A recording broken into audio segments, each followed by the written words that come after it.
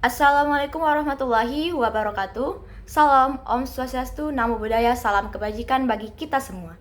Yang saya hormati, Ibu Alvina Septiani, SAP MSI, selaku dosen pengampu mata kuliah Keuangan Publik dan rekan-rekan yang sekalian. Sebelumnya, perkenalkan saya Lisda Permatasari dengan nomor NIM 07011282328072 dari kelas CL3 Indralaya. Video ini dibuat dalam memenuhi tugas mata kuliah Keuangan Publik, yaitu menjelaskan kembali materi pada pertemuan ketiga yang membahas tentang anggaran publik. Anggaran publik adalah perencanaan keuangan yang dibuat oleh pemerintah untuk mengatur pendapatan dan pengeluaran negara dalam suatu periode tertentu. Anggaran ini juga berfungsi sebagai pedoman dalam penggunaan dana untuk membiayai berbagai program dan kebijakan yang bertujuan dalam meningkatkan kesejahteraan masyarakat. Pendapatan dalam anggaran publik itu biasanya berasal dari pajak, retribusi, dana hibah, ataupun sumber lainnya. Sementara pengeluarannya itu mencakup berbagai sektor yang mendukung pertumbuhan ekonomi dan kesejahteraan rakyat. Dalam penyusunannya sendiri, anggaran publik itu didasarkan pada beberapa teori utama.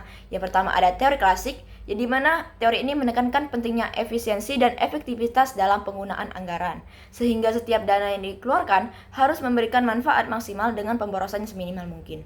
Lalu teori manajerial itu Lalu kedua ada teori manajerial yang dimana lebih menitik beratkan pada proses perencanaan atau pengelolaan anggaran yang berorientasi pada pencapaian hasil yang jelas dan terukur.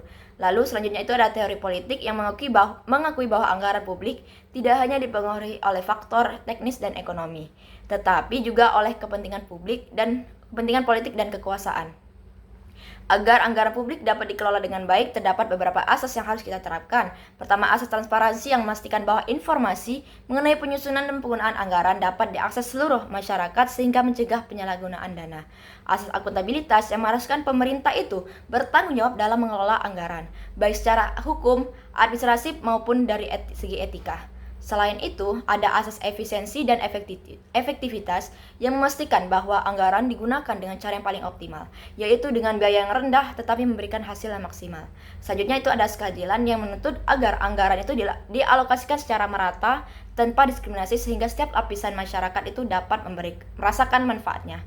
Terakhir ada asas keseimbangan yang dimana menekankan pentingnya keseimbangan antara pendapatan dan pengeluaran negara untuk menghindari defisit yang berlebihan yang dapat membebani keuangan negara itu di masa yang akan datang.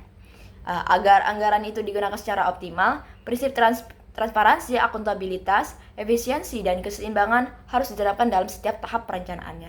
Selain itu, partisipasi dari masyarakat itu sangat penting dalam penguasaan dan pelaksanaan anggaran agar penggunaannya itu tepat sasaran dan mencerminkan kepentingan rakyat.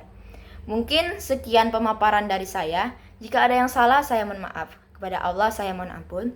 Terima kasih atas perhatiannya. Wabillahi taufiq wal hidayah. Wassalamualaikum warahmatullahi wabarakatuh.